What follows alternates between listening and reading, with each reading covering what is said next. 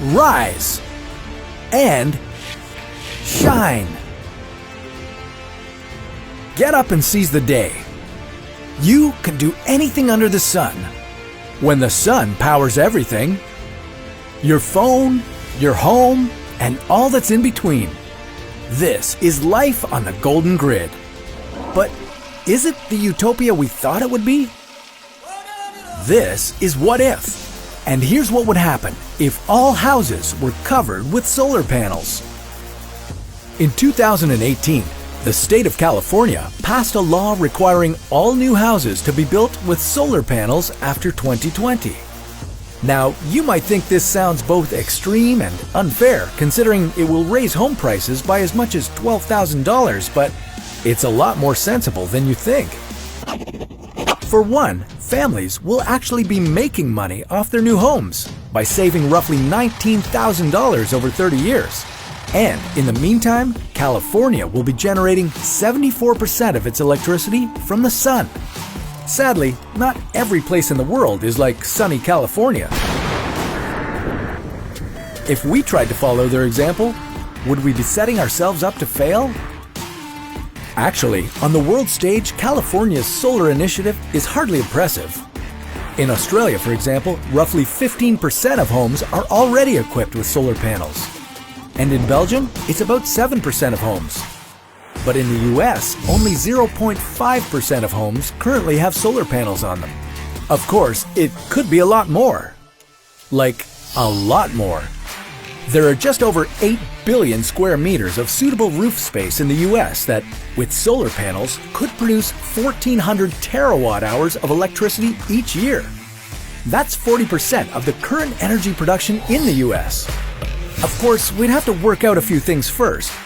It's one thing to require all homes to have solar panels, but to ensure everyone gets reliable power when they need it is not so easy. For example, some countries don't get as much sun as others do, or they simply have fewer people, or they have lower energy needs, making it unfeasible for them to rely only on solar power. Think of it this way. We said earlier that if every home in California was equipped with solar panels, the state could generate about 3/4 of its energy from solar power. But following the same initiative, a state like Wyoming, for example, would only be able to get about 14% of its energy from solar power.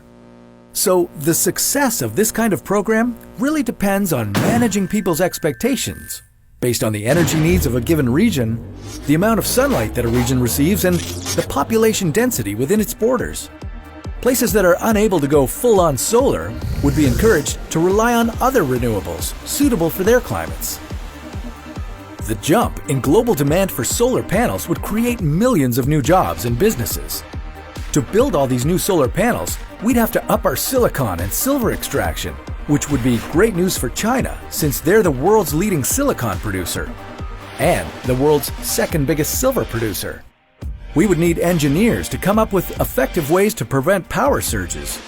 Also known as solar spills, they occur when too much energy is generated during off-peak hours, like during the day when sunlight is greatest and demand is lowest. This overwhelms the grid and can trigger blackouts or frequency issues. The challenge for our engineers then is to come up with ways to divert and store the excess energy that's produced, and then recall it when it's needed. Solar batteries are a possible solution, although it's a very expensive one. But with any luck, the high demand would reduce the costs associated with going solar. In any event, after installation, people would break even on their solar technology within 5 to 10 years, and would then save significantly on future utility bills, while also saving the future itself. So, if this is what you see today, what might you see tomorrow? Make hay while the sun shines. Show a friend the future that we could have. And for more bright ideas, keep watching What If.